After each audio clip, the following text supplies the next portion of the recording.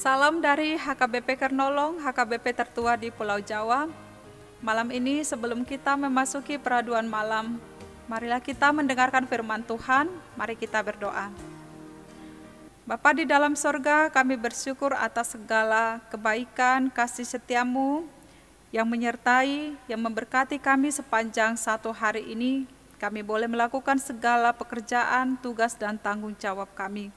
Pada malam hari ini Tuhan, sebelum kami beristirahat di tempat tidur kami mau mendengarkan firman-Mu. Berkati kami Tuhan, berikan kami hikmat pengetahuan, agar kami dapat mengerti akan kebenaran firman Tuhan dan kehendak Tuhan. Di dalam nama anak-Mu Tuhan Yesus Kristus, kami berdoa dan mengucap syukur. Amin.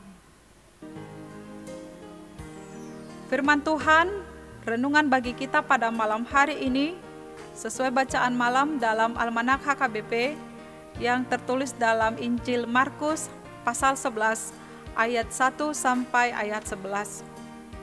Dan ayat pembimbing renungan ayat 3. Begini firman Tuhan. Dan jika ada orang mengatakan kepadamu, "Mengapa kamu melakukan itu?" Jawablah, Tuhan memerlukannya. Ia akan segera mengembalikannya ke sini. Demikian firman Tuhan. Tuhan memerlukannya, Tuhan juga mengembalikannya.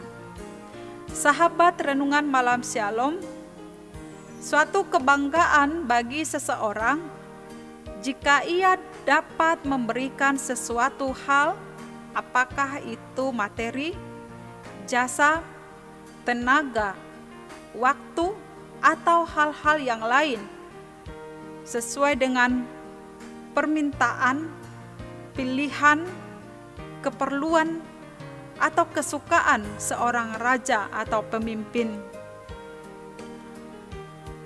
Dengan ini, mereka yang telah melakukannya akan mendapat kehormatan karena melaksanakan perintah dan permintaan sang raja. Sekaligus itu juga dipandang sebagai cara untuk mengungkapkan terima kasih kepada sang raja. Sahabat renungan malam Shalom, dalam nas perikop renungan bagi kita malam hari ini adalah menceritakan tentang ketika Yesus dielukan di Yerusalem. Dalam perjalanan Tuhan Yesus dengan murid-muridnya mendekat kota Yerusalem di Bukit Zaitun, Yesus menyuruh 2 orang muridnya untuk pergi ke kampung, menemukan seekor keledai yang sedang tertambat, yang belum pernah ditunggangi, untuk dilepas dan dibawa kepada Yesus. Yesus berpesan kepada murid-muridnya itu, "Jika ada orang mengatakan kepadamu, 'Mengapa kamu melakukan itu?' Jawablah, Tuhan memerlukannya. Ia akan segera mengembalikannya ke sini." Benar seperti yang dipesankan oleh Tuhan Yesus, ada beberapa orang yang bertanya kepada kedua muridnya itu, "Apa maksudnya kamu melepaskan keledai itu?" Maka muridnya pun menjawab seperti yang dipesankan oleh Tuhan Yesus. Maka orang-orang itu pun membiarkan mereka, dan murid-murid membawa keledai itu kepada Yesus dengan mengalasinya dengan pakaian mereka. Kemudian Yesus naik ke atasnya. Ketika Yesus menaiki keledai itu, banyak orang menghemparkan pakaiannya di jalan. Ada yang menyebarkan ranting-ranting hijau sambil berseru, "Hosiana, diberkatilah dia yang datang dalam nama Tuhan." Demikian semua orang mengeluk-elukan kedatangan Tuhan Yesus dengan sukacita. Dari cerita ini memberitahukan kepada kita bagaimana murid-murid Tuhan Yesus memberikan yang terbaik untuk Tuhan. Mereka membawa keledai itu kepada Yesus dan mengalasinya dengan pakaian mereka. Mengalasinya dengan pakaian mereka ini menunjukkan kerelaan murid-murid, kerelaan mereka untuk berkorban dan memberikan yang terbaik bagi Tuhan.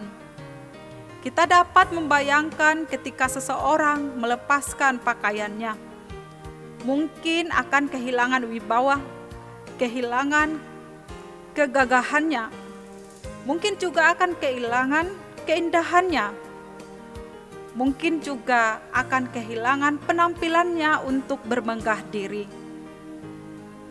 Tetapi murid-murid Tuhan Yesus, mereka merelakan kehilangan semuanya itu karena mereka tahu bahwa Yesus, hanya Tuhan Yesus yang patut dimuliakan, bukan mereka. Demikian keledai itu pasti ada pemiliknya.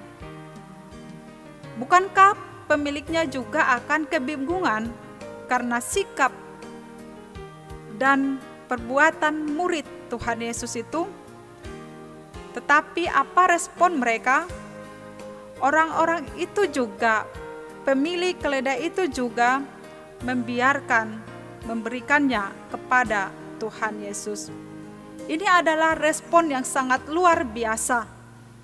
Murid-murid taat mau melakukan perintah Tuhan Yesus, dan orang yang memiliki keledai itu juga mau memberikan keledai itu untuk dipakai untuk keperluan Tuhan Yesus. Mereka rela jika miliknya dipersembahkan untuk Tuhan. Menarik apa yang dilakukan oleh murid-murid untuk menyediakan keledai yang dibutuhkan Tuhan Yesus. Menarik respon orang banyak untuk mempersembahkan apa yang ia miliki kepada Tuhan Yesus. Bagaimana dengan kehidupan kita, sahabat renungan malam Shalom? Apakah kita juga mempunyai prinsip yang sama dengan murid-murid dan orang banyak itu? Kita akan merelakan semua hal yang membanggakan kita, asalkan Tuhan Yesus dimuliakan. Atau sebaliknya, kita yang perlu dimuliakan, kita yang perlu diagungkan, dibanggakan, dimegahkan, lalu sisanya hanya untuk Tuhan. Berapa banyak benda, berapa banyak harta, barang yang kita miliki, yang kita anggap berharga. Relakah kita memberikannya jika Tuhan memerlukannya? Sahabat renungan malam Shalom, di masa kini ada banyak orang yang bertemu dengan hambatan-hambatan untuk menyanggupi permintaan Tuhan Yesus ketika Tuhan Yesus memerlukannya. Ada yang berkata, jika Tuhan perlu, saya juga lebih perlu. Banyak orang melupakan Tuhan, bahwa Tuhan pun pasti akan berkata, aku akan segera mengembalikannya. Ketika Tuhan meminta kita memberikan apa yang kita miliki untuk Tuhan, kita tidak sadar, bahkan kita lupa kalau Tuhan pun pasti dengan segera mengembalikannya. Harta benda atau waktu-waktu pribadi kita sekalipun itu bisa diperlukan Tuhan.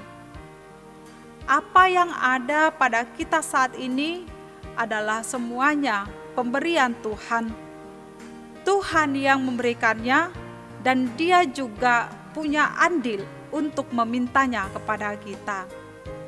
Di saat kita rela, justru Tuhan akan berjanji, Ia akan mengembalikannya. Di samping itu, Tuhan juga punya rencana atas segala permintaannya kepada kita. Biarlah rencana dan rancangan Tuhan itu terjadi dan mampu memenuhi kehidupan kita dengan kemuliaan, hormat, dan kerelaan, memberi sebagai dampak dari respon ketaatan dan kepatuhan kita kepada Tuhan. Dampak dan respon yang luar biasa yang kita berikan kepada Tuhan pasti akan terjadi ketika rancangan Tuhan itu terjadi dalam hidup kita.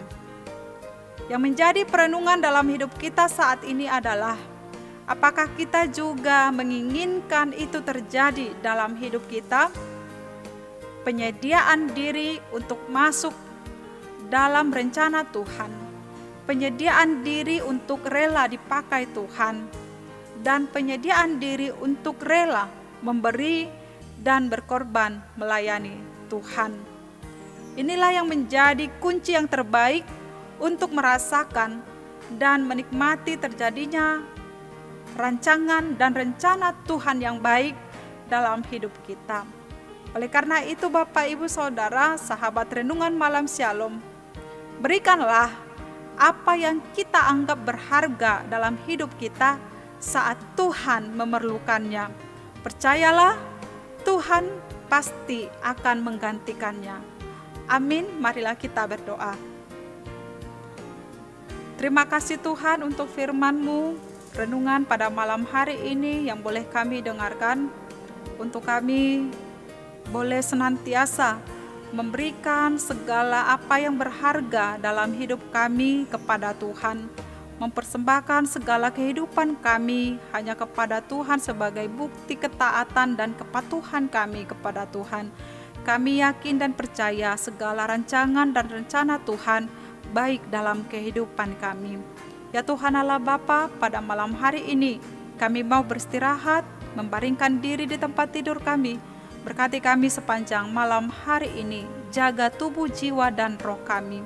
Sehingga di esok pagi Tuhan Engkau bangunkan kami kembali, agar kami memperoleh hidup yang baru, kami boleh bersuka cita, bersemangat melanjutkan kehidupan kami, lakukan segala aktivitas kami yang seturut dengan kehendak Tuhan.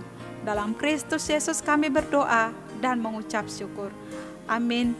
Anugerah Tuhan Yesus Kristus, kasih setia Allah Bapa, dan persekutuan Roh Kudus menyertai kita malam ini sampai selama-lamanya. Amin.